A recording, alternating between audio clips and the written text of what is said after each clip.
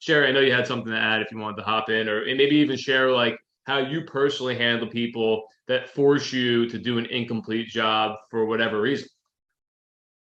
So, I mean, I guess a great example is something that we just got a clear to close on our recent clients. We've started talking to them, I think in the summer. Yeah. I spoke to them, did a full application. I explained to them, since you're self-employed, your information, what I'm seeing here, we're not going to be able to close this exact deal.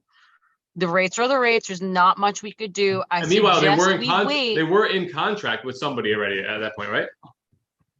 Yeah.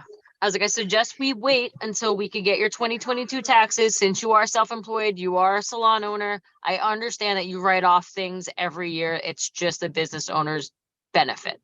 This year, I suggest you kind of alter what you write off and be a little bit more weary about the fact that you need to show better income. She didn't want to listen to me. She said, this other guy's got a better deal for me, better rates. She's like, I'm going to go with him. I was like, listen, I'm not lying to you. So I know that Meanwhile, the better what I'm rate was telling you is, the rate was 0.75% lower than where we were because the loan officer didn't realize rates had just surged in that time frame. So go ahead. Sorry to cut you off. yeah. So I was like, listen, you do what you need to do. I understand. If anything happens, please feel free to give me a call back. But I promise you, I would never lie to you. In this instance, you're gonna come across a problem.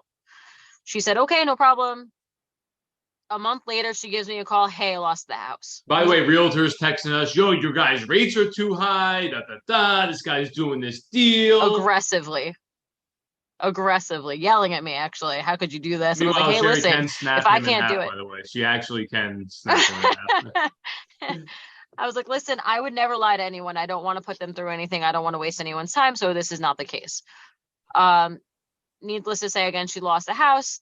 Now it's January, I believe. They kept on trying for houses here and there. They found a cracked foundation. They just another house was an electrical issue. Everything kind of fell apart in between then and now. Even though I told them to wait until their 2022 taxes were filed and ready to go to make it a little bit smoother, by the time they found this house, they finally got the right tax information. The house is actually worth more than they originally were looking at because we have the right information. The rates dropped, timing worked perfectly, and now they've told me that they would never speak to anyone ever again because they trust me, and I told them the truth from the get-go. So I think there's something missing there, and I've said this to Jeff ever since I started in this industry, and it's been a year, I guess, almost now, Jeff, Yeah, or yeah, so. right. Not Maybe a little bit even. more. Yeah. The only thing I've said from the start was I do not want to be a used car salesman. I refuse to lie to people and feel scummy about myself. I would rather tell them the truth, lose the deal, and then them find out that there are people that are like that, unfortunately, in the industry, and that they're going to have to come back and talk to us and we'll tell them the truth.